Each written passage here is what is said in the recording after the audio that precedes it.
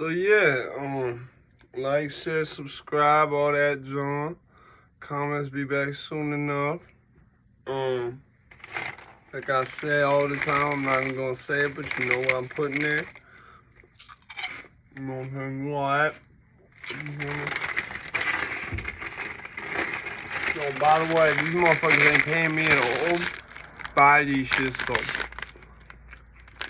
I mainly thought it was cool they looked like the Pepsi sign, but they actually really fire. Buy these shit. And ladies, give me some money. Anyway,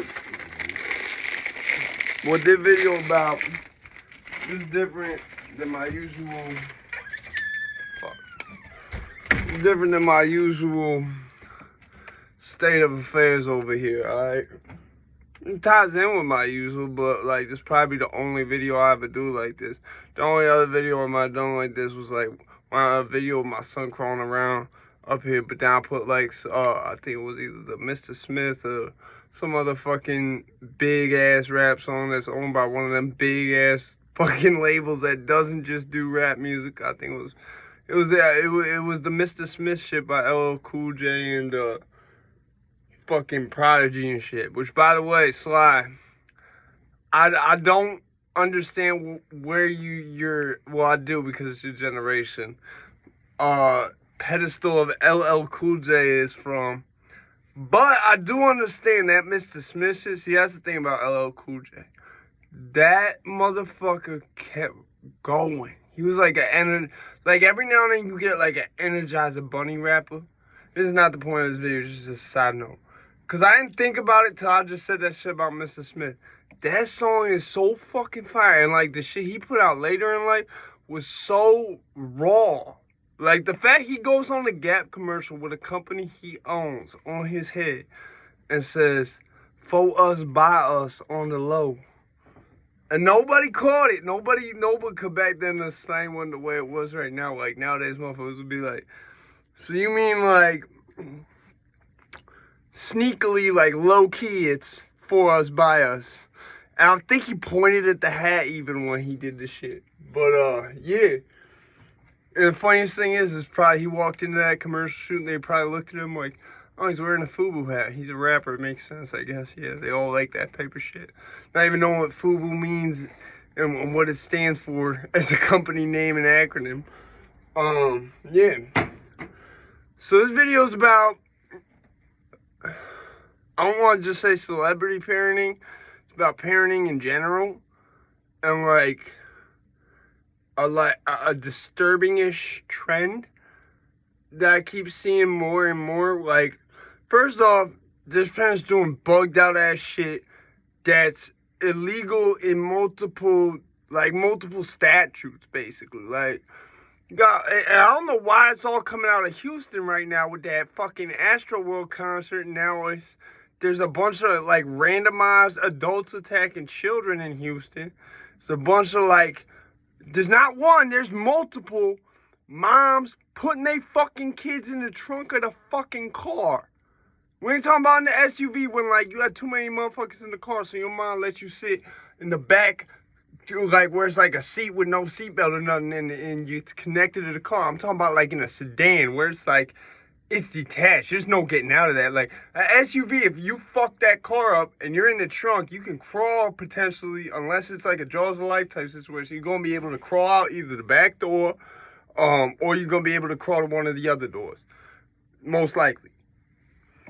So, well, I wouldn't even say most likely, but there's a definite high chance of it, especially being able to bash out a window somewhere you might be at in the trunk of an SUV compared to a sedan. So that's part of it. Is like there's a bunch of parents who are like regular ass people doing bugged out shit, and then there's the part of celebrity parents. There's a lot of celebrity parents. It's almost like I see them all, like a percentage of them all doing the same thing. See what I'm saying? And I'm gonna stick to rappers because that's something I know, watch very closely and analyze very closely. Polo G talks all type of gangster shit in his music. about secure his phones and about pull out the Mac and we're gonna pull up on his block. All type of shit, right? Who has a song talking that may or may not reference demonic creatures and their avatars. Let's be clear. You rap about all this shit for mainly a child audience to hear it.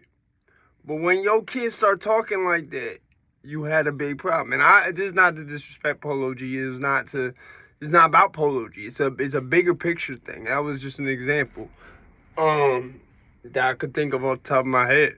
You see what I'm saying? Like, there's a lot of these rappers that Jim Jones does not want his kids. And I get it, because Jimmy, especially with Jimmy, I get it a lot because he's old. That motherfucker's old as shit, man. Like, my dad had a lot of black people that work with him as co-pilots and shit. These motherfuckers don't listen to no rap music. I don't even think a lot of them came from America.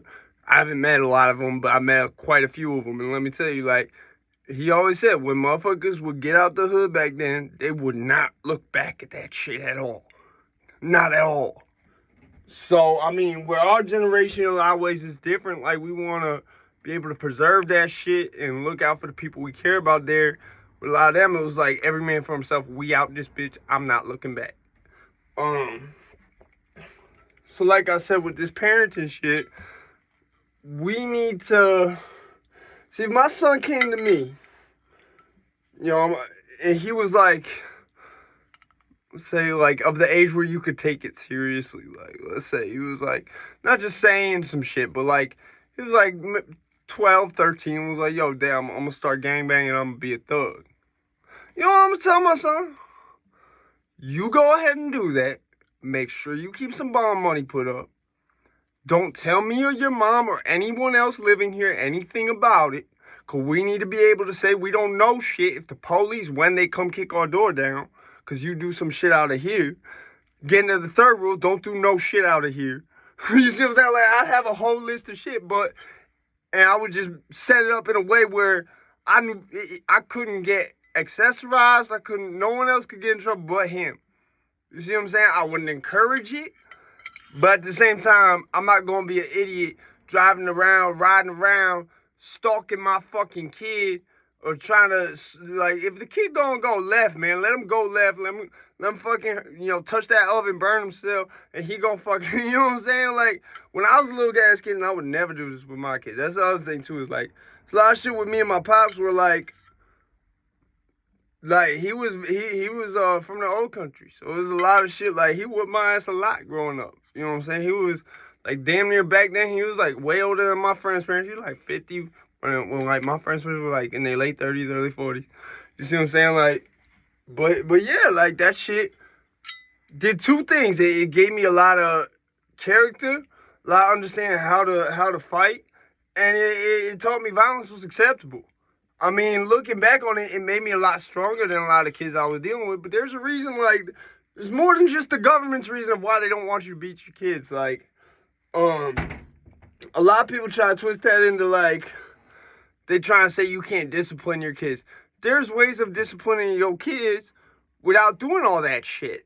You know what I'm saying? All you do when you do, and a lot of times when you do that corporal punishment shit, you teach the kid violence is acceptable in this situation.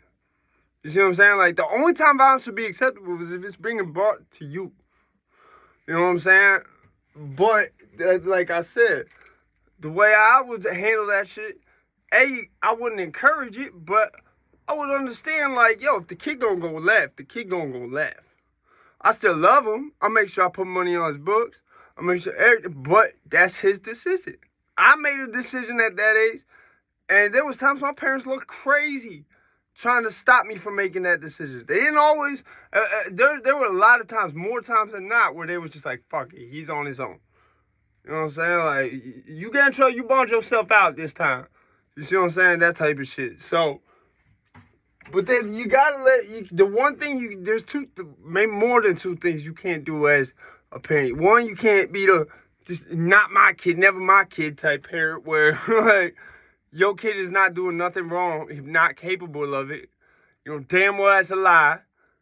And the other one is you can't be overly critical. You can't be overly critical. You can't set the bar this high when they're not even this high. You see what I'm saying?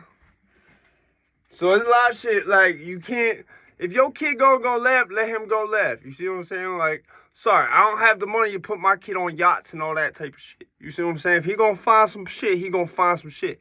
Just keep me and your mother out of it, especially me with my felony record having ass. You see what I'm saying? Like, that's what I'm trying to say. Like, a lot of these parents, like, and it's fucked up seeing someone like Polo G be like, nah, don't be talking, like, bro, listen to how you rap, man.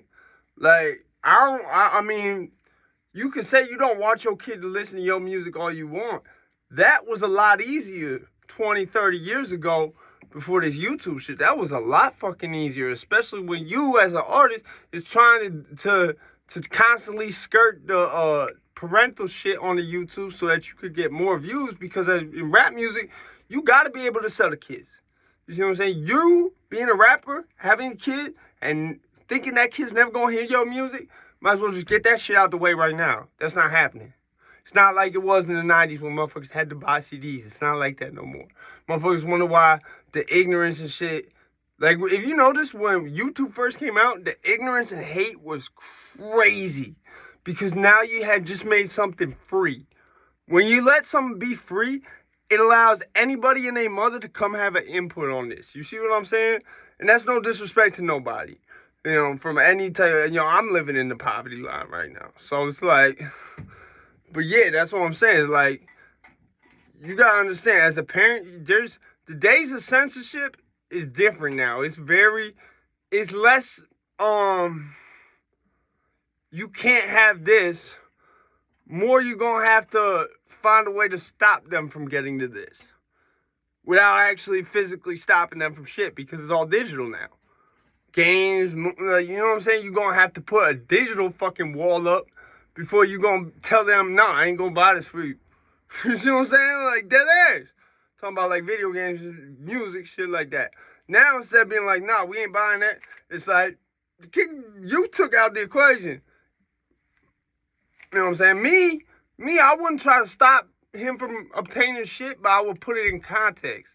That's a smart way to go about that. You see what I'm saying? Because I could say when I seen other parents make certain decisions, like, I seen it backfire real bad. Like, so like I said, man, like, share, subscribe. Ain't what I normally do, man. But I figure I seen a lot of motherfuckers who maybe 10, 15 years down the line might regret some of the things they're doing right now. Or they might want to know a better way. So, why not?